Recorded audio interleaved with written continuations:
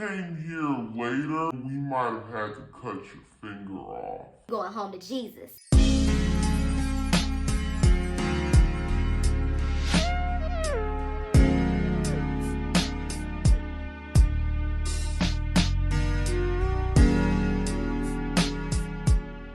Hello everyone, my name is Sandra and thank you so much for tuning in. Your girl used to work at a boarding school. I was basically filling in like the mother role for about 10 high school age girls. And so I was doing all sorts of things. Make sure they got ready for school on time, cooking breakfast, dinner, sometimes lunch on the weekends, like I was doing that type of stuff. There was this one night where the girls, most of them were at this basketball game on campus. Okay, I had some athletes in my house, so they were all at the basketball game showing support. I had to stay home and make sure that the dinner was getting prepared. I was making some kind of like pot pie type situation, and there were a couple girls that were still in the house that didn't go out to the game. We had this damn janky ass can opener. And when I tell you, I have been having issues with this can opener for quite some time. I would just thug it out and get the can open any way that I could. So I thought that this night was just gonna be no different. I go to open up this can of like cream of chicken. Maybe it was vegetables. I don't know. I don't remember. It was some kind of can of something that I needed for that chicken pot pie. It's the little old school joints. I'm twisting the thing.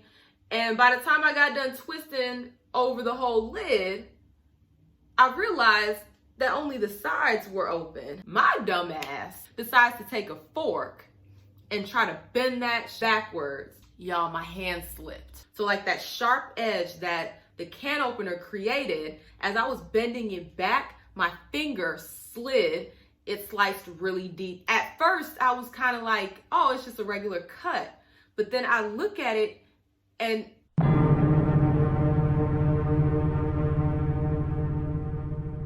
if you've ever had a cut that was really deep and was bleeding profusely, then you're gonna understand what I was going through in that moment. I run to the sink and I'm trying to rinse it. And I turned the water off thinking, I'm gonna have enough time to go grab a paper towel really quick and put some pressure on it. And as soon as I turn the water off, my finger is already drenched in blood all over again. And so I'm thinking to myself, oh, this is for real. And I'm just like freaking out because I'm not used to seeing that much blood come out of my finger. So I'm freaking out. I'm like, oh my God, I'm about to bleed out and die. I grab my finger like this. I run to where the paper towels are at and I just grab a bunch of them. I know I bled somewhere in that kitchen. It was crazy blood coming out my finger. I grab as many paper towels as I can. And I'm thinking fast. We went through the whole first aid and all that stuff when I was training for that job because, working with kids, you got to know how to respond in situations like this.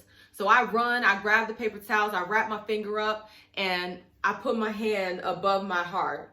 Okay, that's what you're supposed to do when you have a cut or, any kind of laceration. You want to get it above your heart. That way you're not pumping your blood out.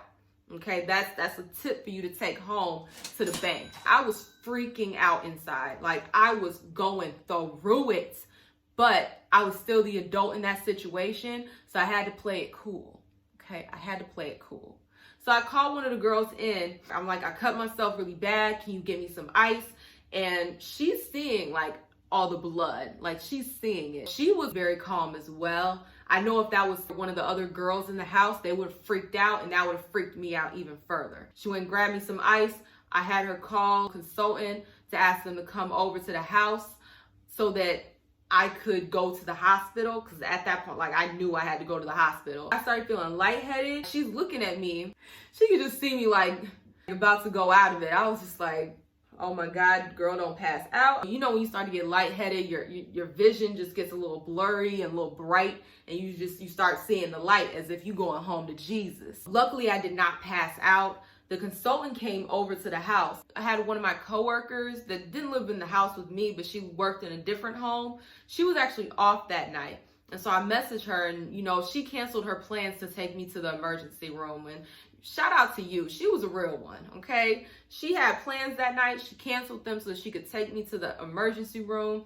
She could have even just dropped me off there and then went and did what she wanted to do, but she stayed with me the entire time I was there. Sis is a real one. We get to the emergency room, and I have my finger on ice. I have it wrapped up. They thought it was just, no big deal. So we're sitting there waiting and waiting and waiting. And I'm just like, God damn. I'm bleeding out here and y'all ain't taking me back to get checked out. Eventually, they did get me back there. When they took off the little bandage thing with ice that I created around my finger, y'all, I saw the white meat. The white meat was out of my finger. And when old girl told me what she had to do, first of all, they squirt you down with the antiseptic. They squirt you down the saline to clean it out with that stuff. But then she took a freaking Q-tip. Took a Q-tip and was digging into the cut to clean it out even further. And when I tell you, that was so freaking painful. After she cleaned it out, then the little white meat that was sticking out of my finger, she had to cut it off. Like what she couldn't tuck back in, she had to cut off. Ugh. If you ever seen white meat, it is disgusting. It is creepy. She just cutting off the little white meat, and then they stitched me up. And they gave me a splint for my finger because I wasn't supposed to bend my finger. She looked me in my face and she was like, if you came here later, we might have had to cut your finger off. You would have lost that finger. This is my index finger on my right hand. I'd have been all fucked up, okay, if I'd have lost this damn finger. What's crazy is I lost feeling in this finger for probably 2 years. And even now, I don't have full feeling in my index finger. Luckily, because it happened at work while I was on the clock, I ain't have to pay for it. The job, they compensated your girl. They took care of that bill for me, so I have to worry about it. This is the second time that I've had a situation where I was bleeding profusely. No, that's not true. Third. This is the third time that I've been bleeding profusely, and it is scary each and every single time.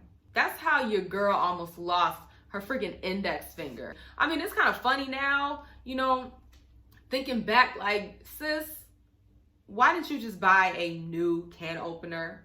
And understand, after that happened, we definitely got 3 new can openers. They were giving us can openers left and right. The electric ones where all you gotta do is press the button. They got that for us.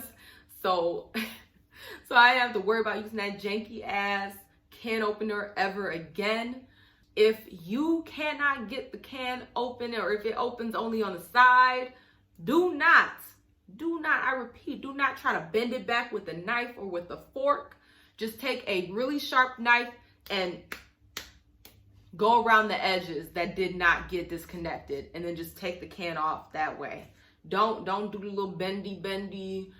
No, because if your hand slip, those edges are very freaking sharp and they will cut you up. Happened to me, it could happen to you. Or get the little electric joints that leave it nice and smooth so you ain't got to worry about all that. This is the PSA. Do not freaking do what I did. I almost lost my finger. My index finger at that. Okay, so I wouldn't be able to point at y'all niggas like this if I had went there a little bit later and they would have chopped my shit off. That is the end of my story time.